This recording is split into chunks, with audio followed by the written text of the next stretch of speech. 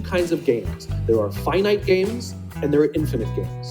And this is how you're going to change your perspective, right? A finite game is defined as known players, fixed rules, and an agreed upon objective. Baseball, for example. We know the rules, we all agree to the rules, and whoever has more runs at the end of 9 innings is the winner, and the game is over. No one ever says, we can just play 2 more innings, I know we can come back. It doesn't work that way. The game is over, right? That's a finite game. Then you have an infinite game. Infinite games are defined as known and unknown players. The rules are changeable, and the objective is to keep the game in play, to perpetuate the game. When you pit a finite player versus a finite player, the system is stable. Baseball is stable, right?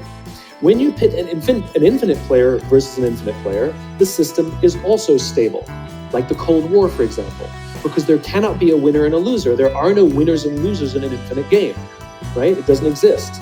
And because there are no winners or losers, what ends up happening in the infinite contest is players drop out when they run out of the will or the resources to play. But there's no winners or losers.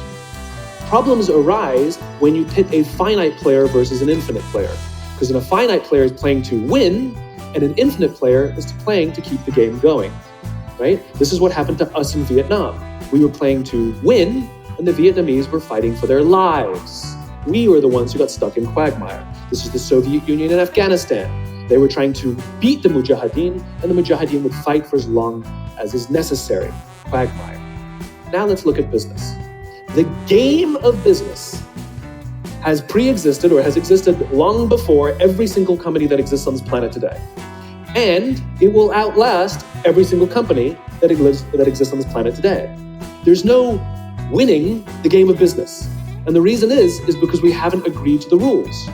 I get such a kick out of this. You realize how many companies actually don't know the game they're in, right? Listen to the language that the companies use. We're trying to beat our competition. We're trying to be number one. Did you know that we were ranked number one? Look at the listing.